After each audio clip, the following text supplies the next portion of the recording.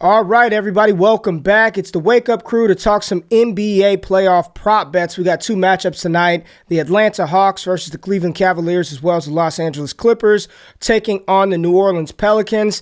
It's do or die for these four teams, man. If they want to advance on, they got to get a dub. There's no game 7. There's none of that shit, man. They got to get it done tonight. So I think, Jay, when we're looking at this in big picture, man, I think the stars are going to have to show out. So, Paul George, the data and the numbers aren't going to be there. He missed a bunch of time, but he's going to have to show out. CJ McCollum, Brandon Ingram, all these players, Trae Young, Darius Garland, they're going to have to do their thing in order for their teams to move on. Like, there's no need to be passive. There's no time for any of that shit tonight. In the New Orleans-LA game, there's got an implied total of 216.5 points, with the Clippers being the favorite by 3.5. And then when you go to Atlanta versus Cleveland, little higher scoring affair in this one, 223.5 points, with Atlanta favored by 2 to 2.5, depending on which book you are looking at. But we play, and we are sponsored by PrizePicks, so we're going to take a look at the lines over on PrizePicks. Make sure you use the promo code WAKEUP for a 100% deposit match up to $100. So we will get into it right now. For all the high-flying action, take a step back and relax. It's time to count that money, the NBA props. No look any further. You know what time it is. Presented by PrizePicks, NBA props. Let's count that money, man. All right, Jay, so I'm going to start this one off. And we're going to go to the LA-New Orleans game, and I want to talk about Reggie Jackson. What I like in this matchup are his assist numbers. He's averaging 5 assists over his last 5 games, but again, it's the playoffs. Some of this data doesn't really matter once we get to this point in time, but when you look at him, New Orleans they're not good versus point guard defense, and Reggie Jackson just a couple of days ago had 10 assists versus the same team. Last game versus Minnesota, he had 41 minutes, man. So if you're telling me Reggie Jackson is going to play 40 plus minutes, 35 minutes in this matchup, the numbers, the data looks good for him. So in our model right now, I've got Reggie Jackson projected for 35 minutes, and with that projection and the juice being juiced to the over, the line being juiced to the over at minus 130, he came out very favorably in our model with a 4% edge to the over. Our probability that we have for the over for Reggie Jackson is 59%. So with the assist prop line at 4.5 in a game where Paul George is going to chuck, we know Paul George is going to shoot the ball a ton. Reggie Jackson should be in line for a couple of assists. So give me the over Reggie Jackson assist total at 4.5. What do you think about this one? I like it a lot. It was one of the ones I was looking at more than anything else. I think the only concern, right, is that usage rate for Paul George and kind of seeing where that falls in. Because at the end of that game, it was all Paul George, and it's interesting to see how this plays out. I was actually looking at potentially even doing a Reggie Jackson under, because even though he's been scoring, the more Paul George gets integrated in the offense, the more he takes over, the more it's really just him and Zubac, high screen and roll, or high screen and pop out, and then Paul George takes to the hoop and he draws fouls. So one of the reasons why I want to talk about Paul George more in particular is because I want to look at his free throws. And so free throws is a weird stat, right? The last game they played against Minnesota, the refs were calling fouls left and right. It felt like every starter had 4 fouls. And so with this one, right, you look at the last 5, he's hit 3 the last 5. I'm not as concerned with that. It's a new season, right? It's the playoffs, it's do or die. Paul George has hit over 5.5 free throws in 14 of his last 16 playoff games. He's hitting 6 over and over and over and over, and he did that last year. He shoots, I think, an 87% clip from the line, and one of the games where he didn't hit his free throws, he still got to the line 10 times, but only hit 5. So again, an outlier in terms of his performance.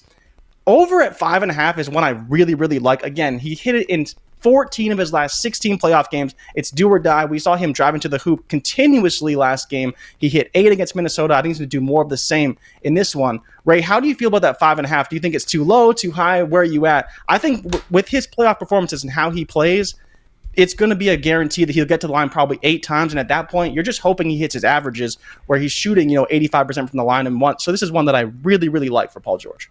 Man, to be honest with you, I kind of like everything Paul George. If you told me you wanted his points at 27.5 again versus Minnesota, 12 three-point attempts for Paul George. Shot that at 50% clip, 41 minutes in that matchup, and he's chucking the ball 24 times a game. Now, he's averaged about 20 shot attempts versus New Orleans over the season. And again, last 5, Paul George is out for a long time. So going back to his last 10 data, not quite accurate. But if you told me 5.5 free throws, Paul George, the good thing about him, not only does he shoot threes, he does get to the cup, as well as 3.5 three-pointers. I mean, Jay, I like all 3 of these. If you said 5.5 free throws, cool. 27.5 points, I'm with it with Paul George tonight in this matchup. Again, must win or go home. I like Paul George in this one, period. I know you kind of talked about his points as well. Are you with me on that one? Yeah, no, I like it a lot. He's one of those guys that the data doesn't quite support an over as far as, like you said, his last performances, how he's been playing, but it's a new season now, and he understands that if he doesn't take over in these games, it's going to be over for them. And you saw that with the way he was utilized in the fourth quarter. They were down, they were up, they were trying to win the game, and it came down to it. Every single time Paul George got the ball, he went up the floor, he either drove to the cup, took a three-point shot, and tried to will them back into that game. And that's one of the reasons why I love Paul George overall. He's going to get tons of usage. He's going to be the guy who either makes or breaks this team. It's probably not going to be Reggie Jackson. It's not going to be Marcus Morris, Norman Powell. It'll be all on the hands of Paul George. And in my opinion, being the best player in the game, yes, CJ McCollum's there, Brandon Ingram, but it's really going to come down to, does Paul George win in this game, or does someone else make mistakes, or just for some reason CJ win it? Because I know we were even talking about CJ's points in this game.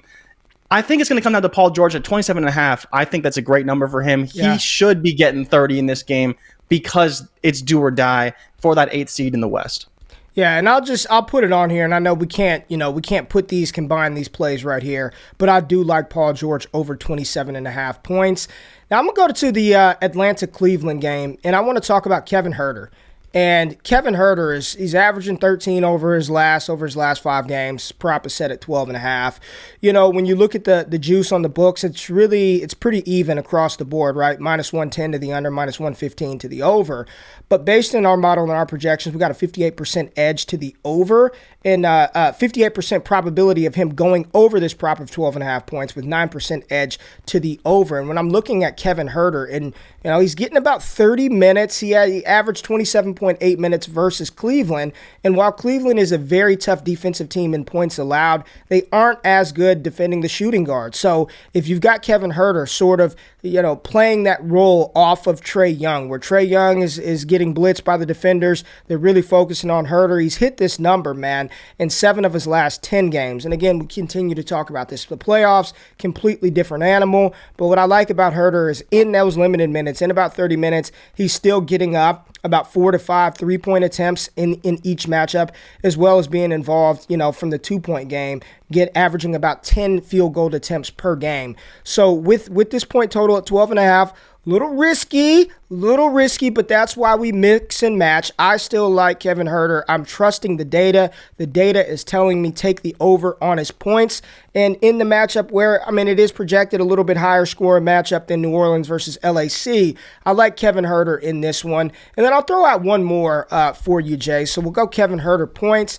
What are your thoughts on Darius Garland, his points? And I know when you look at what he's done, he's averaging right at 25 points over his last 5 games, had 34 versus Brooklyn with a big second half with 24 points. But Garland said, I'm playing to win. I don't want to go home. Potentially getting Jared Allen back. We'll see how effective he is in the matchup coming back from injury. But that's got to spell good news for Darius Garland, is that not? Yeah, so the interesting thing about Garland, I was looking this up a little bit earlier, is that he actually averages 3 less points per game when Jared Allen is in the lineup. Now, to your point, we don't know how effective Allen's going to be, and I think a lot has changed since Allen has come out and then now obviously coming back. Now it's Garland's team, right? And he's shown it's been his team for a while, but he's taking on a larger scoring load overall. Like you're saying, 25.5 is a little bit high for him. During the regular season, we'd usually see his number right around 23.5. And that's the one that on a good day, he'd hit it. On a bad day, he might not. So for me, again, like you talked about, he had back-to-back 30-point games against Brooklyn. Now he's going against an Atlanta team that, in my opinion, what they do, they try and get Trae Young in a switch. We know they're probably going to throw larger defenders at him. And maybe it's Kevin Huerter, maybe it's DeAndre Hunter. But overall, they're going to try and get Trae Young in a switch, at which point Garland has the edge. And I think you clear out, and he's going to be the guy who ultimately is going to get them to where they need to go. And for me, if I'm placing my bets, I do think that Garland is a fine play. Again, like I'm talking about with these superstars, these lines are high. The only one who doesn't have a high line is Trae Young because he's been underperforming lately. But in the case of Garland, you're really banking on him getting, 28 to 30. But in my opinion, like we saw with Melo, like we saw with some of the other stars, they're taking more shots because they know the scoring load is on them to win these games. Yeah. I think Garland's going to take that on in this one, knowing it's do or die or go home. Yeah, and Atlanta's not a stalwart. They are very good versus the point guard, right? 5th in point guard defense, but overall in points allowed, 21st in the NBA through the regular season, 24th in field goal percentage allowed. So there are opportunities for Darius Garland to go off. But for our core plays, we like Paul George, we like Darius Garland's points, and I probably will mix and match those on a couple of plays. But just for our core plays, here are the 3 that we are rolling with tonight in this matchup. Reggie Jackson over 4.5 assists, Paul George over 5.5 free throws, and Kevin Huerter over 12.5 points. So if you do tail these picks, good luck. I hope you guys find some other advantageous lines out there. And if you do, make sure you comment and let us know what you're seeing out there and how these lines move. Is there any direction in which you would stay off of any of this tonight, Jay? For me, if I see Reggie Jackson's assist total just creep up to 5, I still personally would like it. 4.5 is a little more favorable, but I would still like it at 5. Kevin Huerter at 13.5. If they do bump his line up, I think I would be out on Kevin Huerter at 13.5 points. I like him at 12.5. 13.5, I'd probably pass on the bet, and that's okay, right? I think one of the things that people got to understand, sometimes the best bet is one that is not placed. So we don't want to force anything. We've got some good matchups on the way, Saturday, Sunday, and then throughout the rest of the week. Throughout the playoffs, it's going down. So we can kind of bank on some of those other stars. If you could still cash out on Joel Embiid's free money to score over 1 point, go ahead and do that, but you can only max bet $20 on that. Any movement in the Paul George line where you would stay off of it? Because I think we can see his point total creep up before tip-off. We might see it creep up, but I think honestly, knowing that the book set a high line, people are already kind of projecting it towards the under. So I've seen it even at minus 122, the under, knowing that he could get there, but chances are statistically, like we've talked about, a lot of these numbers are pointing towards unders. Now, I want to throw out one more there before we head out. I wanted to talk about Jonas Valanciunas' rebounds. And this is a play I actually stayed away from in the last game because it's not one he's been hitting with frequency, but diving more into the data, the reason why I kind of like it actually is because he's averaging 0.4 rebounds per minute. And in the last few games, the reason why they're down is because he wasn't playing a ton of minutes. They were coming down the stretch. But last game, he played 36 minutes. He had 14 rebounds. The Clippers are in the bottom 5 in rebounding efficiency overall on the season. They just allowed a ton of rebounds. Every single starter for Minnesota had 5 rebounds. They allowed 49 rebounds overall, and they're dead last in offensive rebounds. Jonas Valanciunas averaged about 3 offensive rebounds per game. And if he just plays 33 minutes at his current rebound rate per minute, he would have 13.2 rebounds. If he played the 36 he played last game, he would have 14.5 rebounds. So again, over 12.5 is a great number for Jonas. He doesn't hit it with frequency, but playing against a terrible defense, this is a number I really, really like for Jonas. One I stayed away from last game, but against a similar matchup against a bad team, I'm going to be taking it this time around. Jay, I like it, man. And, versus LA this year, he's averaging 13.3, but the Clippers defense is bad. Zubac has burned me so many times, so I'm hoping Valanciunas just absolutely destroys him tonight. But I actually like this play quite a bit. We're going to add this to the core 4, so you can mix and match these a little bit. And we have, we've got 2 players from the same team, so you'll only be able to I think you can get that 4 ways. But mix and match these. I like Valanciunas over 12.5 boards as well. The matchup is there. I know the data is a little shaky, but it's playoff time. And if he's getting 35, 36 minutes, he's going to have a great opportunity to pull down 13 rebounds. Once again, if you're tailing the picks, we appreciate you being here. Hit subscribe to the channel. We are going to be giving you NBA prop hits every single day. Jay's working on some baseball stuff, and by the time college football and the NFL roll around, we are full systems go. So we appreciate you tapping in. Good luck. Catch you next day.